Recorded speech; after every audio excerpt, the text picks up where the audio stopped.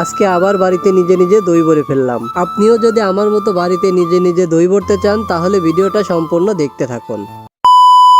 Hello viewers, আসসালামু আলাইকুম। আশা করছি সবাই ভালো আছেন। আলহামদুলিল্লাহ, আল্লাহর অশেষ রহমতে আমরাও অনেক ভালো আছি। অনেকদিন পরে আমার ভাই ভাবি ঢাকা থেকে বাড়িতে আসার ফলে আজকে বাড়িতে আবার দই ভরা হচ্ছে। আজকে আমরা 15 কেজি দুধ কিনেছি দই ভরার জন্য। প্রথমে পাতিলে দুধ ঢেলে নিয়ে একটা কাঠি দিয়ে মেপে নিতে হবে। এরপর এর মধ্যে পরিমাণ মতো পানি মেশাতে হবে। আমরা যেহেতু 15 কেজি দুধ নিয়েছি তাই এর মধ্যে ইচ্ছা করলে 15 কেজি পানি মেশাতে পারবো। দুধের মধ্যে যতটুকু পানি মেশাই না কেন দুধ জাল করে সেই পানিটুকু শুকিয়ে নিতে হবে।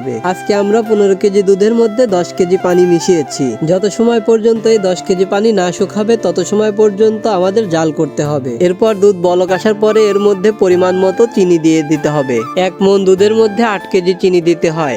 আমাদের যেহেতু 15 কেজি দুধ তাই আমরা এর মধ্যে 3 কেজি চিনি দিয়ে দিলাম। এরপর দুধ জাল করতে করতে যখন দেখবেন যে যতটুকু পানি দিয়েছিলেন সেই পানিটুকু শুকিয়ে গেছে তখন দুধ জাল করা বন্ধ করে দিবেন। জাল করা বন্ধ করে দিয়ে 2-3 ঘন্টা চুলা থেকে নামিয়ে রেখে দিবেন। দেখবেন অনেক সুন্দর মোটা সর পড়েছে। এরপর সরটা তুলে আলাদা পাত্রে সুন্দর করে রেখে দিবেন, কারণ দুধের সরের সাথে দইয়ের বেসন মিশিয়ে প্রতিটা খুঁটির উপরে উপরে দিতে হয়। এরপর দুধের পাতিল আবার চুলায় উঠিয়ে দিয়ে জাল করা শুরু করে দিবেন। দুধের মধ্যে চিনি দেওয়ার ফলে যেটুকু দুধ বেড়ে গেছিল এখন সেটুক জাল করে কমাতে হবে। প্রথমে যে কাঠি দিয়ে দুধ মেপে নিয়েছিলেন পরবর্তীতে সেই কাঠি দিয়ে বারে বারে মেপে দেখবেন দুধের পরিমাণ ঠিক আছে কিনা। চিনি দিয়ে যেটুকু দুধ বেড়ে গেছিল সেটুকু শুকিয়ে যাওয়ার পরে আরেকটু জাল করে আরেকটু দুধ শুকিয়ে নেবেন, তাহলে আপনার দইয়ের কোয়ালিটি অনেক সুন্দর হবে। এদিকে আমাদের দুধ জাল করা শেষ, এখন এটাকে ঠান্ডা করে নিতে হবে। এরপর দুধের পাতিলের মধ্যে আঙ্গুল দিয়ে দেখবেন আঙ্গুলে সহ্য করার মতো গরম থাকা অবস্থায় খুঁটিতে ঢেলে দিতে হবে। এরপর তখন যে দুধের সর তুলে রাখলাম সেটার সাথে দইয়ের বেসন ভালো করে মিশিয়ে নিতে হবে।